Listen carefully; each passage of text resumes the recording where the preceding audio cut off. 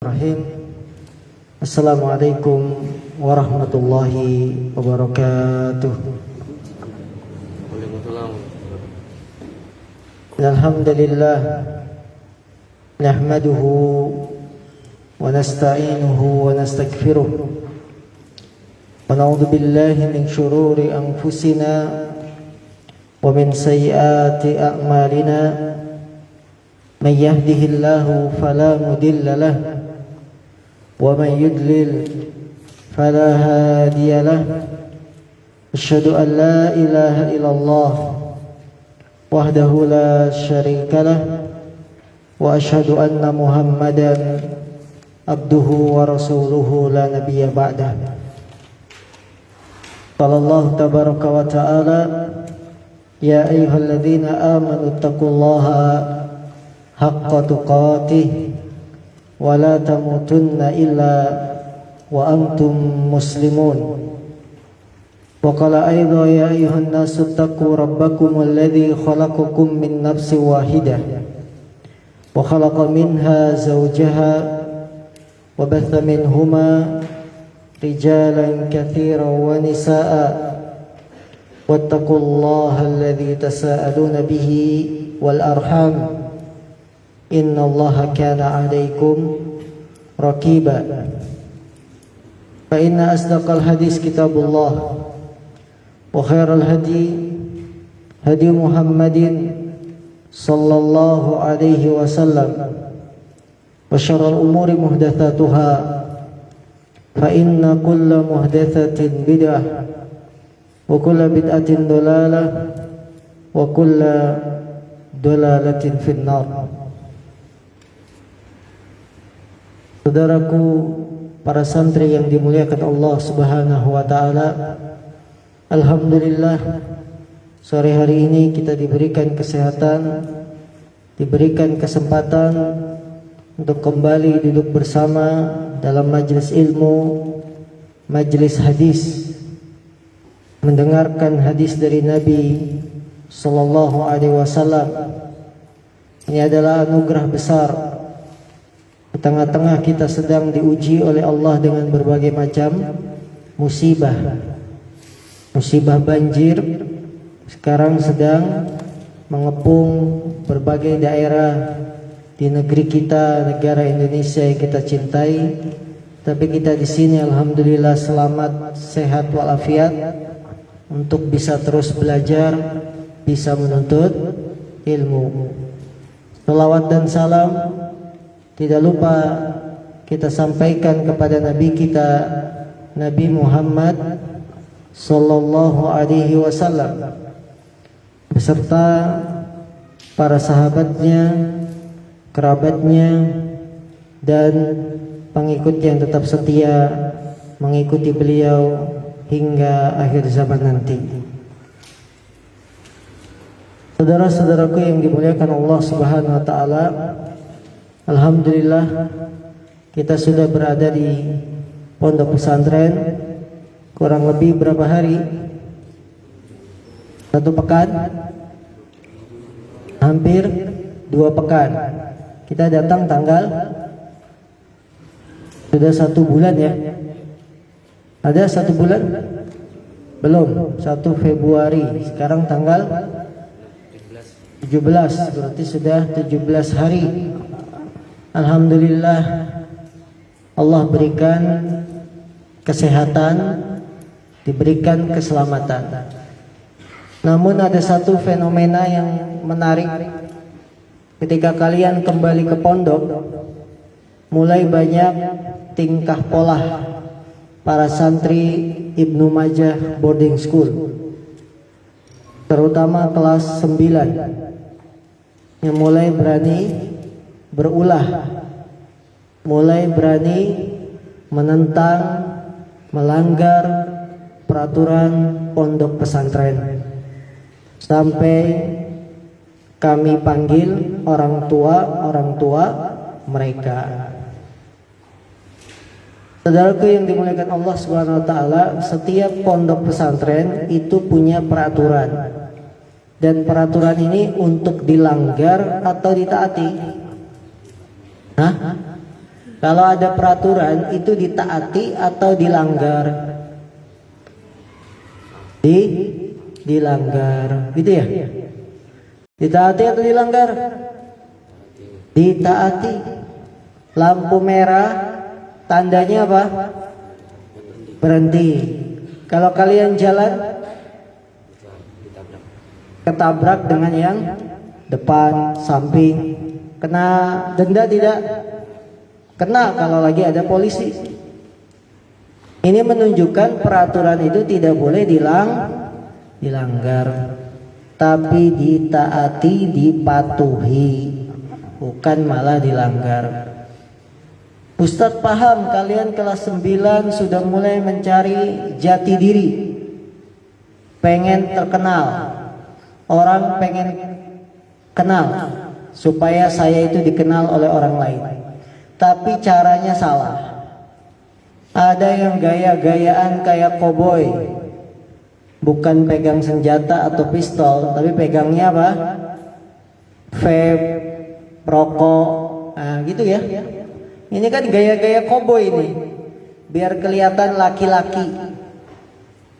Tapi caranya biar kelihatan laki-laki, megang suatu yang haram. Apa itu? Ngerokok, nge-vape. Supaya kelihatan, oh lihat nih, saya ini laki-laki, gentle, sur, ahli hisab. Namanya apa? Ahli hisab. Biar kelihatan. Dia nggak tahu di pondok itu banyak CCTV. Ya, jadi nakalnya kurang cerdas, nakalnya kurang cantik. Kalau nakal cantik itu mendingan, gak ketahuan. Ya, ini nakal, udah nakal, goblok lagi. Kesorot kamera, kesorot CCTV, ketahuan. Ya, maling kayak begini paling gampang ditangkap karena goblok. Tahu goblok? Iya, udah maling goblok ya ketahuan, dihajar sama masyarakat. Nah ini. Maka jangan jadi orang goblok, bodoh. Udah nakal, bodoh lagi. Mencari jati diri supaya dikenal orang itu bukan dengan sesuatu yang jelek, apalagi ngerokok.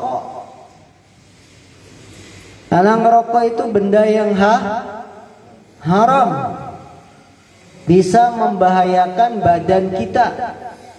Apa yang rusak dari rokok? Badan kita rusak apanya? Paru-paru. Yang paling parah dari itu apa kalau ngerokok?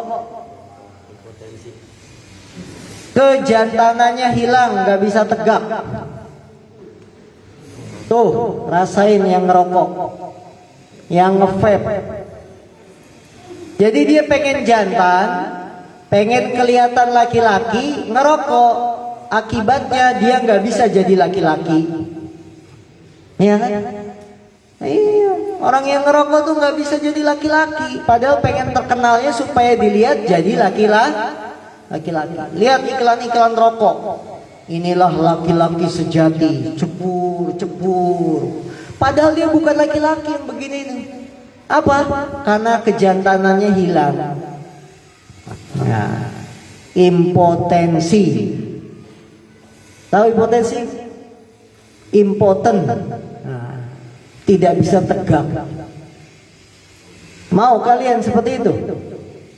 Nah itu tanya tuh yang nge-vape-nya banyak tuh, yang di warung bakso 5 orang nge-vape, itu semuanya bukan laki-laki tuh.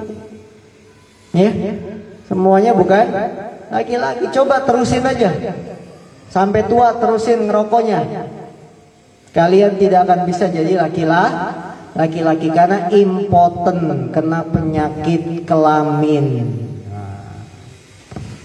Rasain ya, pengen terkenal jadi laki-laki, malah tidak bisa jadi laki-laki. Makanya dalam pondok kita ngerokok itu masuk kategori pelanggaran berat. Ustadz Adil tiap tahun sudah daurah peraturan pelanggaran di Ibnu Majah. Ada pelanggaran ringan, sedang, berat. Setiap apa Ustadz Adil daurahnya? Hah? Setiap tahun ajaran baru. Dengar nggak? Di situ ada jenis pelanggaran berat. Sebutin. Di antaranya merokok. Maka Dani jangan coba-coba ngerokok. Dani, ya, kalau ngerokok tidak jadi laki-laki. Enggak Pak Ustadz, saya sampai sekarang tegak terus katanya. 5 kali sehari. Iya, sekali 2 kali. Coba keterusan sampai tua, nge-vape, ngerokok. Istrinya marah-marah terus. Kamu itu bukan laki-laki. Hah? Cuma begitu doang 2 detik lemes. Tuh rasain yang suka ngerokok, suka nge-vape. Katanya kamu laki-laki, nikahin saya. Masa malam pertama cuma 2 detik? Ini jadi nggak benar. Ngerokok itu secara kesehatan saja sudah tidak baik. Lihat di bungkus rokoknya, apa tulisannya? Merokok dapat membunuhmu. Nah, lihat, membunuh. Jadi peraturan pondok itu dibuat untuk kebaikan kalian. Untuk kebaikan siapa? Kebaikan kalian. Kebaikan kalian, bukan kebaikan siapa-siapa. Apalagi secara hukum agama kita dilarang membahayakan diri sendiri, nggak boleh. Badan kita tusuk-tusuk, boleh nggak? Nggak boleh, itu membahayakan diri sendiri. Kita minum racun, boleh nggak? Racun baygon, nah, di Kongali ada. Minum, boleh nggak? Nggak boleh, langsung mati. Ya, ngerokok juga begitu, membunuhmu, tapi dia pelan-pelan, nggak langsung mati. Pelan-pelan dia matinya. Masih muda, oh kelihatan badan sehat. Nanti umur 20 dironsen paru-parunya hitam. Alhamdulillah. Bolong. Umur 25 kawin. Begitu kawin, kamu itu bukan laki-laki. 2 detik. Nah, itu. Makanya dibuat peraturan tulisan merokok membunuhmu. Nggak boleh, kita tahu itu. Dibuat peraturan berat. Jika dilanggar, di antara pelanggaran berat merokok, nge-vape. Jadi kalau ingin terkenal, pengen dikenal orang, saya itu sudah jadi laki-laki, jangan lewat ngerokok, lewat prestasi. Lewat apa? Prestasi. Yang tadinya ranking 0 naik ranking 1. Yang tadinya nggak bisa apa-apa, sekarang saya sudah bisa baca Quran lancar, hafalan nambah baik. Itu baru laki-laki. Bukan ngerokok santuy. Wah, gaya kelihatannya laki-laki di tukang bakso ngerokok. Cemen. Udah begitu nggak ngeliat-liat tempat lagi, di situ banyak kamera kanan kiri, terang-terangan, sampai videonya kita rekam ada. Ya, awas, lihat sekali lagi. Kalian banyak melanggar peraturan pondok. Sudah Ustadz buktikan, orang tua Ustadz panggil, SP langsung. SP 1, SP 2, SP 3. Kalian mau nyicil sekarang? Kelas 7, SP 1, kelas 2, SP 2, SP 3, tidak bisa melanjutkan kelas 9, keluar dari sini. Itu. Siapa yang mau nyicil dari kelas 7 sekarang? Dapat surat peringatan SP. Hah? Jangan mentang-mentang udah kelas 9 berani bertingkah, pengen dikenal sama ustadz, akhirnya bikin pelanggaran. Baru datang ke pondok, bawa bungkus rokok baru, diumpetin di kamar mandi. Nah, ya lihat ini ya, yang sudah ada buktinya ketangkep basah. Sebentar lagi Ustadz panggil orang tuanya. Pelanggaran berat, merokok. Peraturannya sudah ditulis, sudah ada, bahkan tiap tahun didaurohin pelanggaran berat merokok. Jangan kabur, kalau udah ketahuan tanggung jawab, itu laki-laki. Ya, kalau berani berbuat, berani tanggung jawab. Jadi kalian itu ngapain sih gaya-gayaan gitu ngerokok? Hah? Apa manfaatnya rokok? Kenyang kagak, mendingan makan itu somai. Ketahuan kenyang. Rokok kenyang enggak? Enggak. Penyakit? Iya, malah datang penyakit. Ini tidak ada manfaatnya. Orang yang ngerokok itu kan dia makhluk yang di luar batas. Kalau herbivora makanannya tanaman, rumput-rumput. Kalau karnivora makanannya apa? Daging. Kalau pemakan api, megaloman. Ya itu yang ngerokok-rokok itu kan pemakan api dia. Api dimakan, diisep-isep, ya enak kagak. Nah, ini. Coba kalian bayangin kalau rokok itu ada di zaman Nabi. Kalau rokok vape ada di zaman Nabi, kira-kira yang ngepul-ngepul begini Abu Jahal apa Abu Bakar As-Siddiq? Di depan Ka'bah ngepul-ngepul begini, fur. Kira-kira itu Abu Jahal apa Abu Bakar As-Siddiq? Bayangin. Hah? Nabi Muhammad, Abu Bakar Siddiq, Umar bin Khattab, Ali, atau Abu Jahal dengan teman-temannya? Abu Jahal. Bayangin, rokok ada di zaman Nabi. Kira-kira yang begini-gini itu siapa? Nabi Muhammad, Abu Bakar, Umar, apa Abu Jahal, Abu Lahab? Kira-kira siapa? Abu Jahal, Abu Lahab. Nah itu gambarannya. Jadi orang yang ngerokok itu orang jelek, yang ngepep itu orang jelek, walaupun dia ngaku ganteng. Saya ganteng saat kalau ngerokok, gagah kelihatannya, laki-laki sejati. Enggak ada. Jadi rokok walaupun tidak ada di zaman Nabi, kita bayangin sekarang kita hidup di zaman Nabi. Yang begini-gini orang yang kayak gimana tuh? Temennya Abu Jahal dia nongkrong depan Ka'bah, pul. Kalau Nabi Muhammad, Abu Bakar tidak mungkin merokok seperti itu. Jadi kalian itu mau jadi orang baik apa orang jelek? Ya. Buktinya orang ngerokok itu orang jelek. Orang yang ngerokok ngumpet-ngumpet di kamar mandi jam 12 malam. Coba ketahuan sama ustadznya. Kamar mandi itu tempat jelek apa tempat bagus? Tempat jelek. Di situ ada apa di kamar mandi? Toilet. Toilet tempat buang apa? Buang hajat, kotoran. Ini malam-malam turun ke kamar mandi ngerokok. Nah, kamar mandi tempat jelek. Tidaklah orang yang ngerokok di sana berarti sama-sama jelek dengan kamar mandi.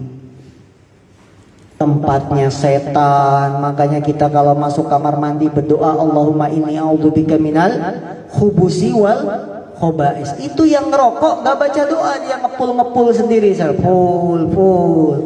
Berarti teman jelek. Ya orang ngerokok itu orang jelek. Ngerokoknya ngumpet-ngumpet kamar mandi. Udah gitu goblok lagi, bikin gaduh, gedor-gedor pintu, ketahuan. Ya, Allah Akbar. Kalian tuh mau ngapain? Ngerokok tuh ngapain? Pengen kelihatan gagah, pengen kelihatan ganteng, ya? Hah? Gak ada manfaatnya. Gak ada manfaatnya. Tunjukkan satu manfaat ngerokok. Manfaat pertama apa? Maling tidak akan datang. Iya, karena setiap jam 2 malam batuk-batuk, malingnya jadi takut. Penghuninya batuk-batuk terus jam 2, jam 3. Kalian ngerokok. Manfaat ngerokok. Kedua, uang bulanan cepat habis. Beli rokok. Sekarang ini apa namanya? Satu dus rokok, satu kotaknya itu berapa? Hah? 25? Nah, 20.000. Panjangnya berapa? 5 cm ada? Isinya berapa satu dus? 10 atau 12? 12 kali 5 60 cm. Habis dalam 2 hari. Beli lagi, tambah lagi 60 cm. Itu kalau setahun dikumpulin, uangnya sudah bisa berangkat umroh. Nah, betul? Jadi ngabisin duit buat apa ngerokok? Gak ada manfaatnya. Kalian itu dibodohin dengan iklan-iklan Amerika, gaya-gaya koboi, naik motor, naik kuda sambil ngepul-ngepul, laki-laki sejati. Gak ada, itu namanya bukan laki-laki, impoten masa laki-laki. Laki-laki tuh kayak ustadz, anak 6 tuh. Laki-laki strong. Yang ngerokok mah cemen-cemen, gak ada apa-apanya. Ya, nah itu. Jadi kalian tidak ada manfaatnya kok diambil, cuma mau gagah-gagahan. Tobat kepada Allah, tobat, minta ampun, jangan diulangi. Ya, apalagi kalian sudah kelas 9. Jangan coba-coba. Kalau ijazahnya tidak kita tulis, kalian mau pakai ijazah apa? Ijazah SMP kalian kita nggak tulis. Minta ijazah Pak Ustadz, nggak ada. Kalian sudah kena SP. Mau daftar sekolah di mana coba? Kalau ijazahnya nggak keluar. Jadi jangan mikir santai, nggak mungkin kita kelas 9 dikeluarin. Iya, nggak dikeluarin. Termasuk ijazahnya juga nggak dikeluarin. Gimana? Apa yang bisa kalian lakukan? Kamu nggak dikeluarin kelas 9, betul. Seneng dipanggil orang tuanya, dibacain SP. Tidak ada yang dikeluarin. Iya seneng, betul. Termasuk ijazah nggak dikeluarin. Jadi jangan seneng dulu, alhamdulillah saya nggak dikeluarin dari pondok. Iya, alhamdulillah. Ijazahnya juga nggak keluar. Biarin di sini 10 tahun. Makanya jangan macem-macem. Gaya-gaya pengen kelihatan laki-laki, nge-vape, ngerokok. Ya, apalagi nulis-nulis di peraturan ustadz, ngebacot dan sebagainya. Astagfirullah, tobat kalian punya mulut, punya tangan, berani-beraninya nulis bacot itu kan bahasa kasar. Itu tulisan kalian yang ada di peraturan tidur itu jam sekian harus masuk asrama, jam sekian harus tidur, dikomentari bacot, itu dicatat sama malaikat. Malaikat nulis. Itu kalau kita foto, ya, sebarin ke orang tua, kena semuanya kalian. Allah Maha tahu siapa yang nyatet. Allah tahu. Nah kiranya Allah nggak tahu. Ustadz taruhlah nggak ada yang tahu. Di mana Allah? Allah selalu ngawasi. Ya, yang suka main sabun di kamar mandi, emang kiranya Ustadz nggak ada yang tahu? Atau kalau Ustadz nggak tahu, Allah juga ikut nggak tahu? Tahu. Allah tahu nggak kalian main sabun di kamar mandi? Tahu Fadli. Ya, siapa lagi? Haikal. Mana Haikal?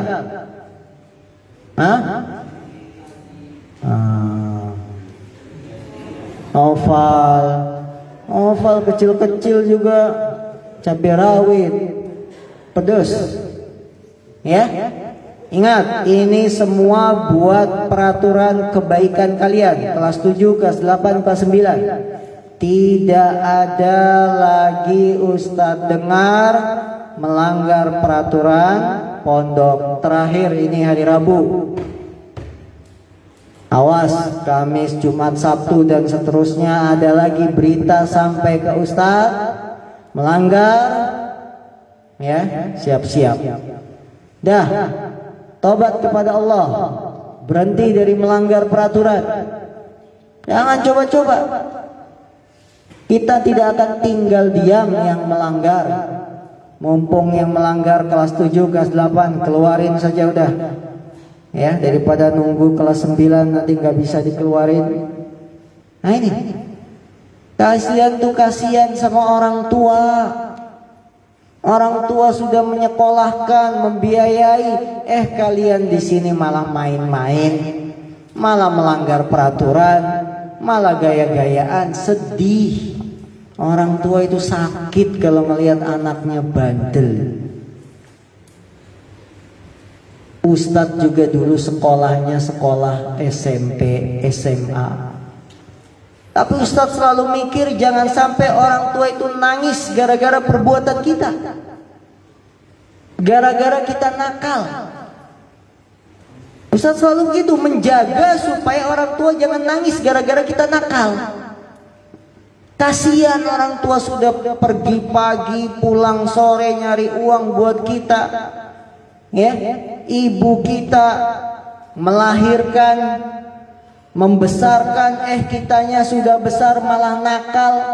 Ini tandanya tidak terima kasih sama orang tua.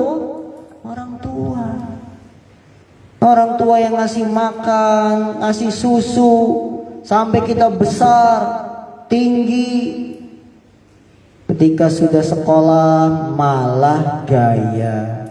Ini namanya tidak terima kasih dengan orang tua. Kalau orang tua kita sampai nangis, Allah itu akan marah. Karena ridho orang tua tergantung ridhonya Allah. Ridho orang tua itu tergantung ridhonya Allah. Para santri yang dimuliakan Allah, Ustadz punya teman-teman SMP, teman-teman SMA. Hanya nih, bapaknya Royan. Bapaknya Royan itu satu sekolahan dengan saya, satu angkatan. Satu angkatan. Bapaknya Royan. Teman-teman yang sekolahnya nggak beres, kasus ngerokok, main wanita, 20 tahun berikutnya. Saat kita sekarang sudah umur 39-40. SMA kan 18 lulus. Jadi orang enggak? Preman pasar, kuli panggul. Tuh yang dulu sekolahnya enggak pada bener. Pak Ogah di perapatan yang gope-gope dapat 5.000, 10.000 beli rokok. Enggak ada yang bener nasibnya. Lihat, masa muda menentukan masa tua. Kalau kalian masa mudanya sekarang sudah hancur, 20 tahun ke depan lihat nasib kalian. Sekarang merokok, sekarang main sabun, sekarang mencuri. 10 tahun, 20 tahun ke depan kalian tidak akan sukses jadi orang. Cuma jadi apa? Di terminal nongkrongnya, di pasar, ya suka sedih Ustaz lihat orang-orang yang kayak begitu. Kenapa? Dulunya sudah kelihatan nakalnya, dulunya sudah kelihatan gak benar masa mudanya. Akhirnya begitu tua Allah berikan balasan sesuai amalan. Al jaza'u min jinsil amal. Balasan itu sesuai dengan amalannya. SMP sudah gaya ngerokok, gaya ngepep, lihat 20 tahun. Lihat nasib kalian nanti. Kalau kalian tetap seperti itu, tidak taubat, tidak berubah, kalian akan menjadi sampah-sampah yang tidak berguna di masyarakat. Padahal Nabi bersabda, khairun nas anfa'uhum linnas. Sebaik-baik manusia adalah yang paling bermanfaat kepada manusia yang lain. Ustaz lihat, bapaknya Royan selamat tuh. Alhamdulillah berubah lebih baik. Ya, sampai punya anak Royan. Nah.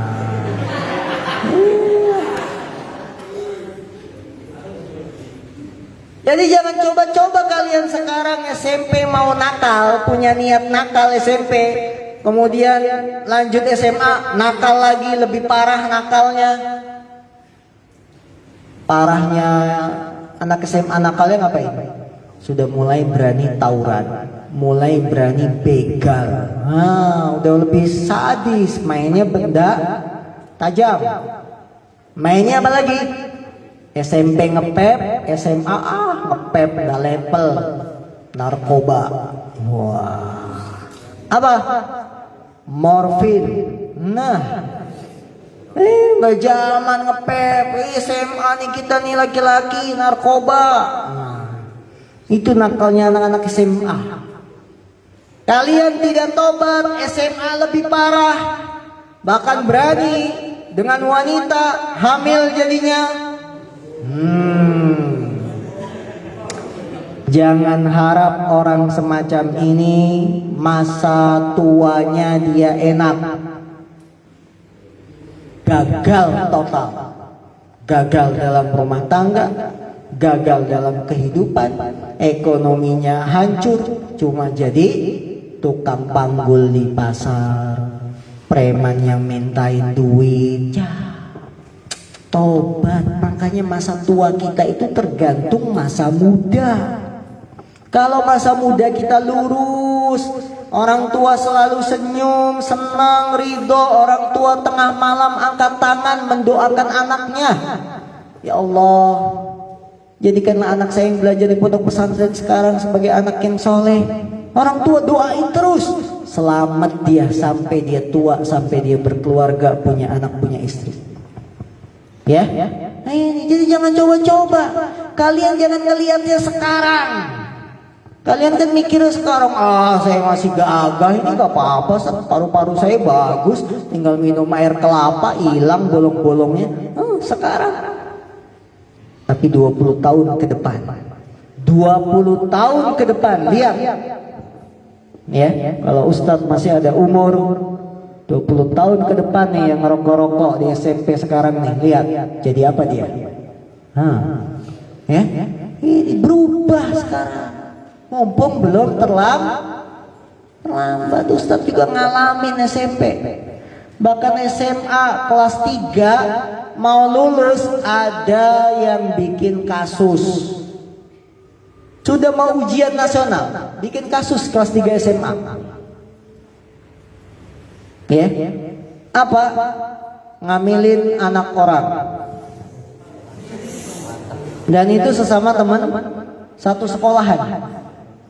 Sama teman satu sekolahan. Akhirnya dikeluarkan. Gak peduli dia gak bisa ikut UN. Gak bisa ikut UN, dikeluarin. Megang ijazahnya berarti tetap ijazah SMP. Karena gak dapat ijazah. Gak megang ijazah SMA dia, gak ikut UN, gak dapat ijazah. Itu peraturan sekolah zaman dulu lebih keras. Gak peduli sebentar lagi UN keluar. Sudah hancur dia. Gak punya ijazah SMA, megang SMP doang, gak kepake. Ngelamar kerja jadi sales minimal SMA, tolak. Ngelamar di mana, tolak. Akhirnya hidupnya hancur, lontang lantung lontong. Tahu lontang lantung? Ya nggak jelas. Ke terminal, ke pasar. Nah itu gara-gara melakukan perbuatan di sekolah masa mudanya, membuat masa tuanya hancur. Allahu Akbar. Pengalaman hidup, coba dengerin. Kalian yang punya niat-niat nakal, pikir, iya saya nggak merasakan akibatnya sekarang, tapi akibatnya akan saya terima 20 tahun ke depan. Ya. Kalian akan merasakan akibatnya kapan? 20 tahun ke depan. Kalian sekarang umurnya berapa?